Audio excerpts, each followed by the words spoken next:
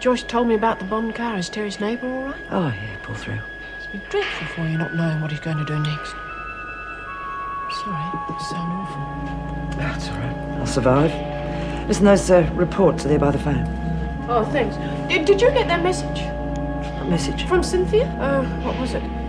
She said she thought you'd like to know that her cousin's been taken seriously ill and will be spending a few days in hospital. Oh, thanks. I'm surprised there haven't been more suicide attempts, actually, considering what those women have been through. Well, in Daphne's case, I think it would have happened anyway, siege or no siege. Oh, maybe not to the extent of an attempted suicide, but definitely a deep depressive state. And the dates? Just as you and Sister Hall suspected. A textbook case of premenstrual stress. All right. Well, before we go on with this, you do know what it'll mean, don't you? You could have a very good chance of having her charges dropped. Well, looks like we've got a fight in our hands, doesn't it?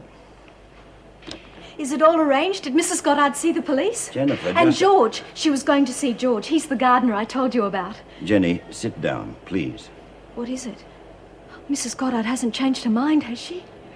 Mrs. Goddard is dead.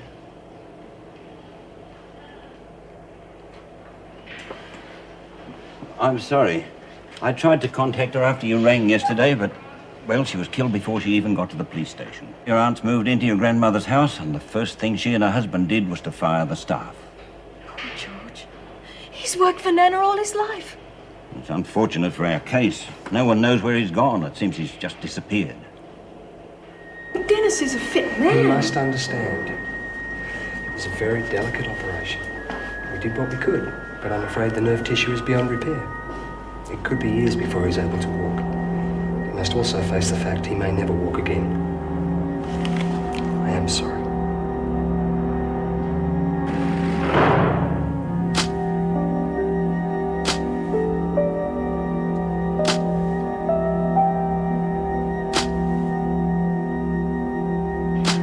Oh, sorry. Hey, you seen Jen? No, dear. Why aren't you out doing the garden? Oh, I've got to see how Jen went with her lawyer first. I'll see ya. Jen!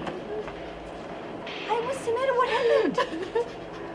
It's going to be all right, isn't it, Jen? Oh, hey, come on. Why don't you come out in the garden with me? I've got to pick out which flowers I'm going to put in Moira's wreath. Come on. I've got another idea. I've always wanted to learn chopsticks. Why don't we go and learn that? Come on, Jen. Please, Daphne, just leave me alone.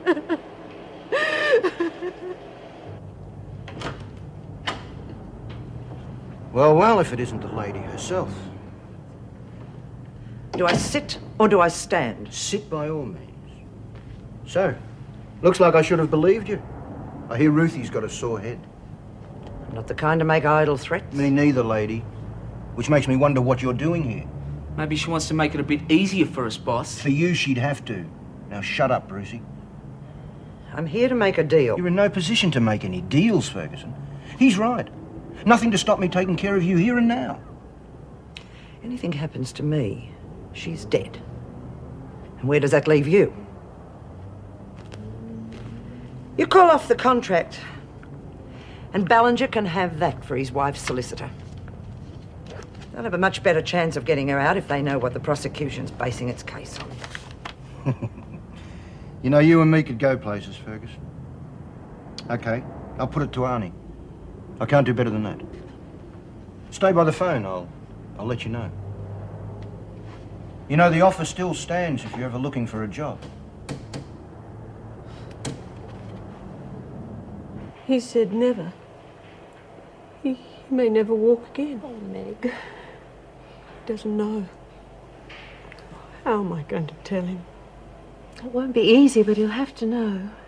No, not yet. Not until he's stronger. Meg, he's got the right to know. Look, if he's not strong enough, he may not have the will to go on. Now, that's silly.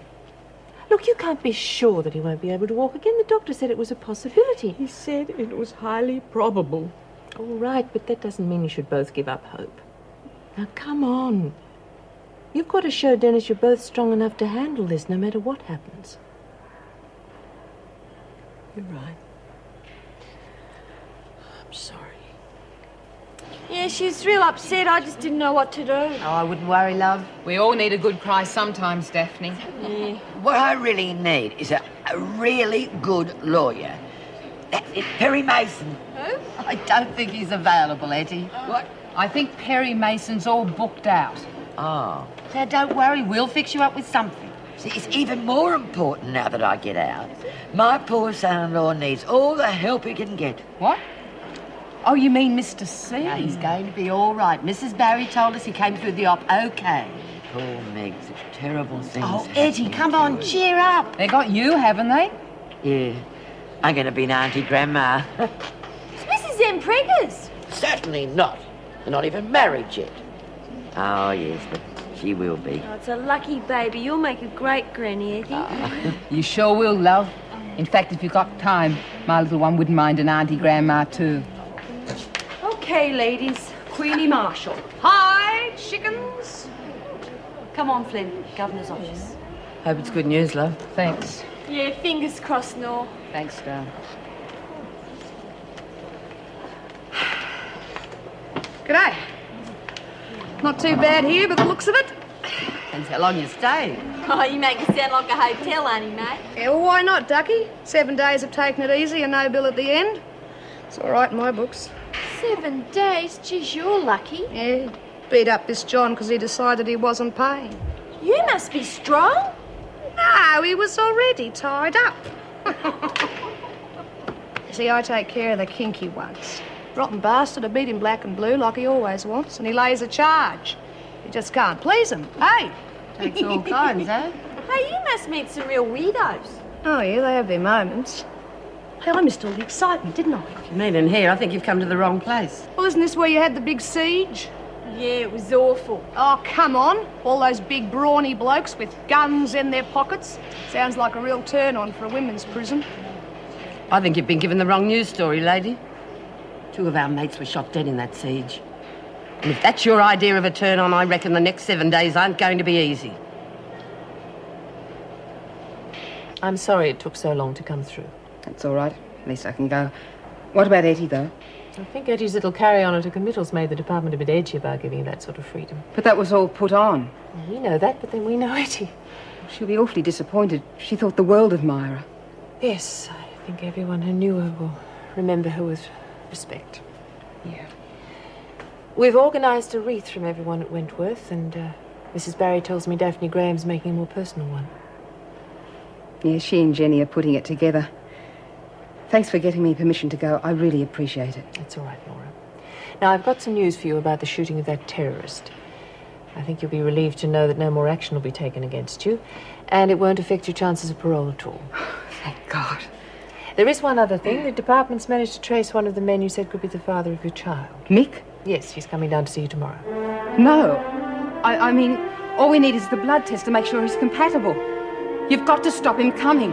I'm sorry, I won't see him. I won't, Mrs. Reynolds. Please. No. That Queenie is typical of short-termers. I mean, how do they know what we're missing? The friends we don't see anymore. I can't remember when I last got on a tram or went shopping in Myers. What are you doing? I was just looking at your hair. It's still very ragged, of course, but I think it's long enough for rollers, no? No, you don't. If I want another perm, I'll get somebody else to do it, thank you. May Collins, I put my heart and soul into your hair. After the last haircut you gave me, I was lucky to